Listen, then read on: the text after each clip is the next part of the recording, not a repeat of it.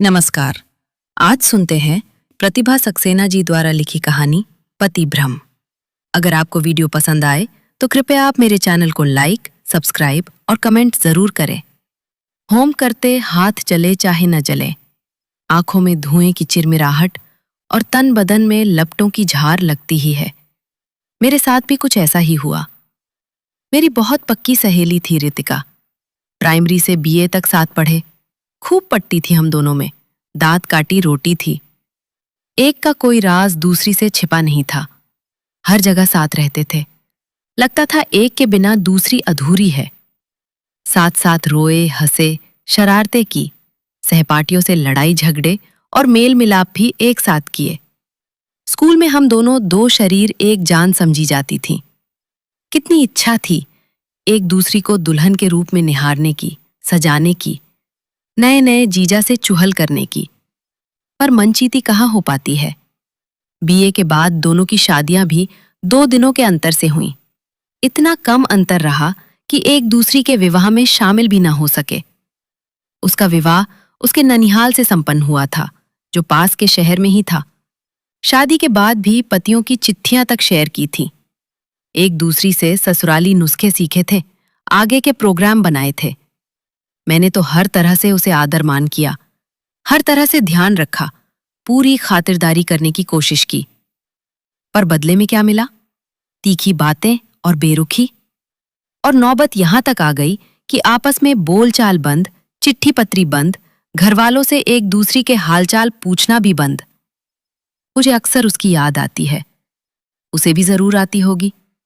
पर बीच में जो खाई पड़ी है, उसे पार करना न मेरे बस में रह गया है, न उसके। होनी कुछ ऐसी हुई कि हम दोनों के विवाह भी छुट्टियों में तय हुए। वो अपनी ननिहाल गई हुई थी और वहीं पसंद कर ली गई, और इधर मेरी शादी का दिन मुकर्रर हुआ। उसके ससुराल वाले चट मंगनी पट ब्याह चाहते थे। नतीजतन दोनों के फेरे 2 दिनों के अंतर से पड़ने थे। हाँ, बस 2 दिनों के अंतर ने हम लोगों को दूर कर दिया। एक दूसरी के विवाह में शामिल होने की तमन्ना मन की मन में रह गई। नए क्रम में थोड़ा एडजस्ट होते ही दोनों को एक दूसरी की याद सताने लगी। नए नए अनुभव आपस में एक्सचेंज करने की आकांक्षा जोर मारने लगी। इधर मेरे पिताजी का ट्रांसफर हो गया और मायके जाने पर भेंट होने की संभावना भी समाप्त हो गई। दोनों के पति हमारी घनिष्ठता से परिचित हो गए थे। उनकी भी एक दूसरे से मिलने की इच्छा थी, और हम दोनों तो उतावले बैठे थे कि कब मुलाकात हो। एक दूसरी के पति को देखा तक नहीं था। शादी के फोटोज का आदान प्रदान हुआ था, पर हमारे यहाँ तो दूल्हा दुल्हन का ऐसा स्वांग रचाया जाता है कि असलियत जानना नामुमकिन। एक दूसरी से मिलने का मौका ही नहीं मिल रहा था। कभी मेरे घर की बाधाएं, कभी उसकी मजबूरियां। 1.5 साल निकल गया, तब कहीं जाकर एक साथ होने का प्रोग्राम बना क्या?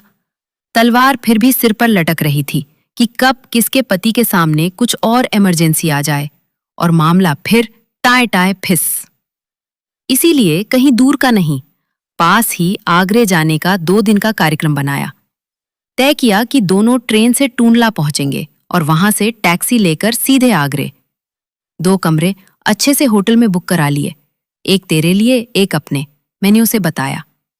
लेकिन मेरे वाले तो इसी हफ्ते सिंगापुर जा रहे हैं, पता नहीं शुक्रवार तक लौट पाए या नहीं।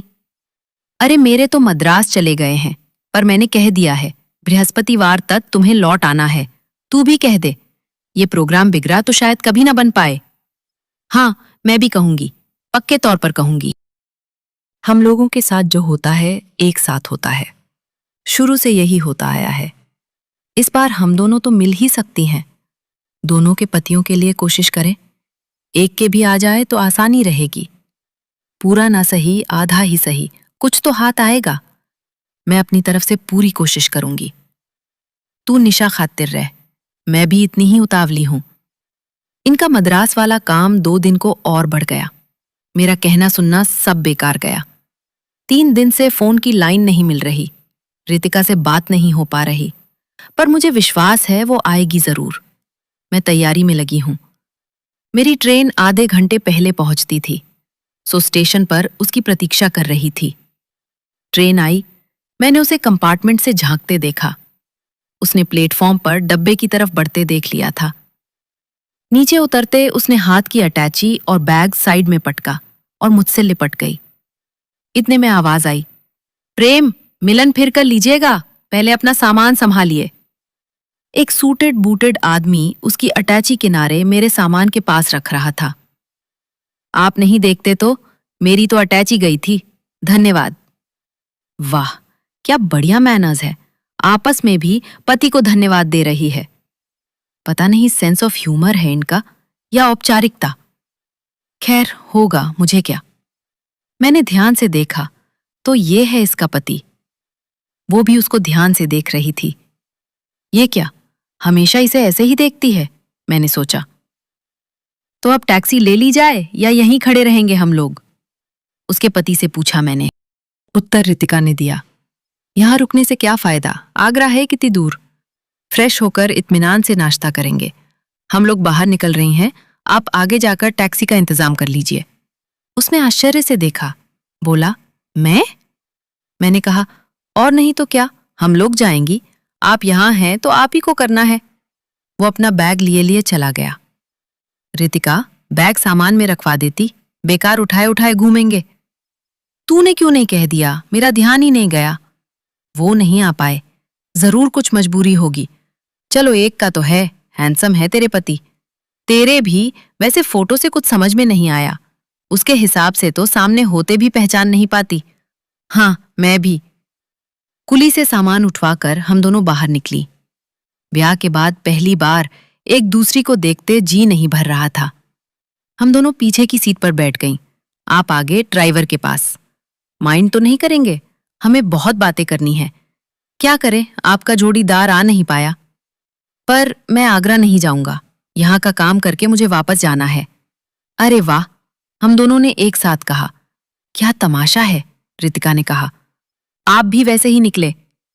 काम फिर होता रहेगा, कल शनिवार है, परसों इतवार, परसों सोमवार को भी छुट्टी पड़ रही है, तब निपटा लीजिएगा अपना काम। अभी तो हम लोगों के साथ रहना है। कहने में मैं पीछे क्यों रहती? और क्या अकेली छोड़ देंगे यहां? वो पसोपेश में पड़ गया।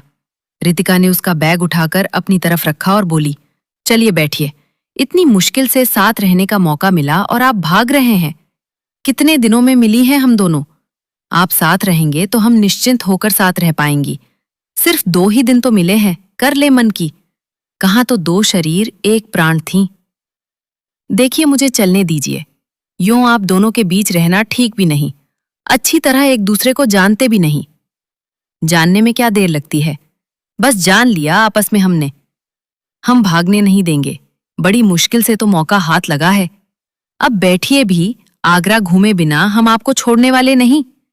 ऐसा था तो फिर आप वहीं से साथ ना आते। और क्या। 2 कमरे बुक कराए थे, एक में मैंने अपना सामान रख लिया, सबने चाय वाय पी। उन लोगों का बैग अटैची भी इसी कमरे में आ गए थे। आपका सामान साथ वाले कमरे में हो जाएगा। वो अपना बैग उठाकर चल दिया। तू भी ले जाना अपना सामान, मैंने रितिका से कहा। देख, बेतुके मजाक छोड़, मैं इसी कमरे में रुकूंगी, तू चाहे तो जा। अरे चिढ़ती क्यों है, चल, हम दोनों साथ साथ रहेंगे, रात में खूब बातें होंगी। पति के साथ तो हमेशा ही रहते हैं। और क्या, उसने हामी भरी। आज का दिन ताजमहल देखने में बिताया जाए, हम दोनों ने तय किया। टैक्सी कर लेते हैं, खाना रास्ते में कहीं अच्छा सा होटल देखकर खा लेंगे। उसका पति बड़ा अस्वाभाविक सा लगा, कुछ बेवकूफ सा भी। कभी मेरी शक्ल देखता, कभी उसकी, और झिझक झिझक कर व्यवहार करता। वो तो उससे भी फ्रीली बात नहीं कर रहा था। कैसे मियां बीवी है। कभी मुझे उस पर तरस आता था, कभी गुस्सा। मुझे लगा उसे भी हंसी आ रही है। कैसा अजीब व्यवहार लग रहा था उन दोनों का। मैं तो आग्रहपूर्वक खिला रही थी उसके पति को, पर वो उससे मुझसे भी बढ़कर आग्रह किए जा रही थी। जबरदस्ती करके परसे जा रही थी। वो जितना मना करता, हम दोनों आग्रहपूर्वक और खिलाने पर तुल जाती। उसके पति का व्यवहार मुझे बड़ा अटपटा लग रहा था, बड़ी असुविधा सी हो रही थी। पर अपनी प्रिय मित्र के पति की मान मनुहार तो करनी ही थी। ताज्जुब ये हो रहा था कि वो खुद अपने पति को बढ़ बढ़कर पूछ रही थी, हद हो गई। अरे जब मैं पूरी खातिर कर रही हूं तो उसे अपनी सीमा में रहना चाहिए। मुझे कभी हंसी आती थी, कभी विस्मय होता था। अच्छी खासी थी, शादी के बाद कैसी हो गई? उल्टा उसने मुझसे कहा, शादी के बाद ऐसी हो जाएगी तू, मैं तो सोच भी नहीं सकती थी। अरे जब मैं उन्हें इतने आग्रह से खिला रही हूं तो तू काहे को और पीछे पड़ी जा रही है? तेरा ही अधिकार है, मैं पूछ भी नहीं सकती। और हम दोनों ने जिद ही जिद में ढेर सा खाना उसको परस दिया। वो नाना करता रहा पर रितिका के मुंह से एक बार भी नहीं फूटा कि अब उसे मत परस। थोड़ा सा बचा था, उसे हम दोनों ने खा लिया। एक बार होता तो भी ठीक है चलो, पर हर बार वही सब। चाहे उसकी प्लेट में जूठा बचकर फेंक जाए और हम दोनों भूखे रह जाएं, पर वो उसे भर भर कर परोसती जाएगी। इतनी भी क्या फॉर्मेलिटी? मैंने कभी रितिका को उसका सामान निकालकर देते नहीं देखा। उसकी अटैची में क्या क्या है रितिका को शायद पता भी नहीं होगा। अपने आप अपनी सारी चीजें धरता उठाता है। और अजीब बात, रितिका कभी उससे कुछ लाने को नहीं कहती, खुद ले आती है। एक आध बार उसने पेमेंट करने का उपक्रम किया तो मैं आपत्ति करूं, इसके पहले ही रितिका ने उसे मना करते हुए खुद पेमेंट कर दिया। कैसी हो गई है, सारे पैसे अपने चार्ज में रखती है, उसे गिन गिन कर देती होगी। बहुत परेशान हो गई तो दूसरी शाम मेरे मुंह से निकल गया, तुम दोनों में तालमेल तो अच्छा है ना? मैं तुझे कैसे समझाऊं?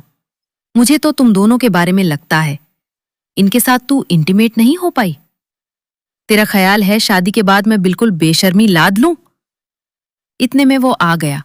हम लोग दूसरी बात करने लगी। मुझे क्या करना मैंने सोचा, पर वो तो मेरी पक्की दोस्त है, खुलकर बात तो कर ही सकती हूं।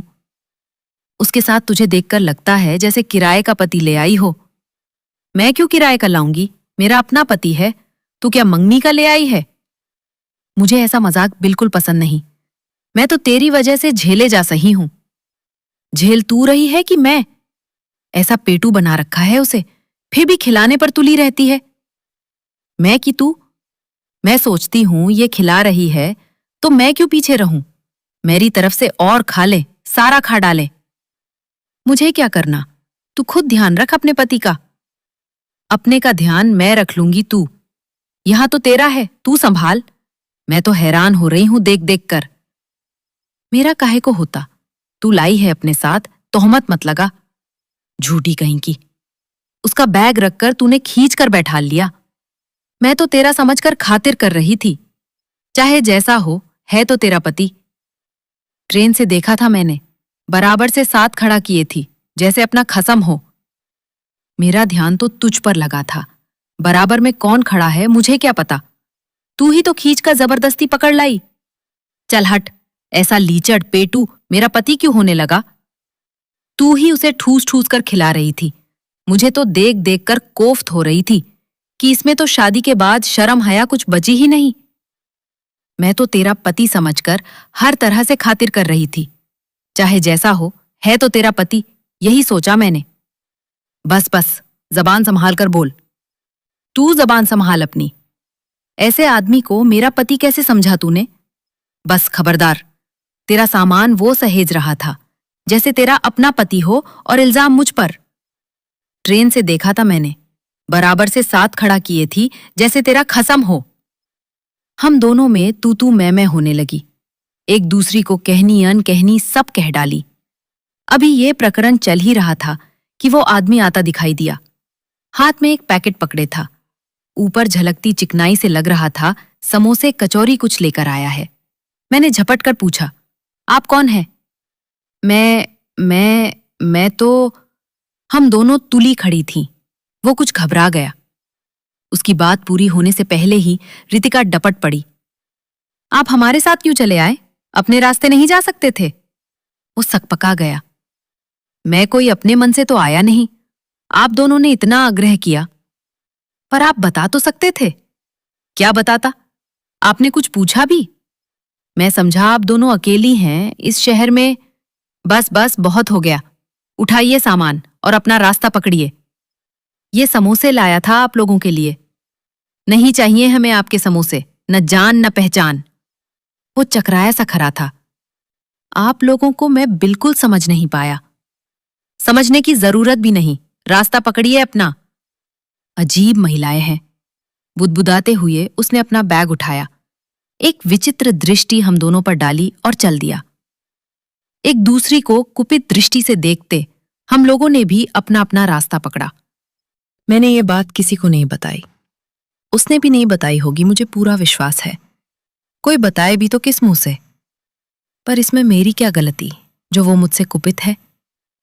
2 साल बीत गए हैं। अब उसके पति का पत्र मेरे पति के पास आया है। दोनों विस्मित हैं कि हम लोगों को हो क्या गया है जो चिट्ठी न पत्री, एक दूसरी की चर्चा भी नहीं। वे लोग इसी शहर में एक विवाह में आ रहे हैं। हम चारों मिलेंगे जरूर। देखो आगे क्या होता है।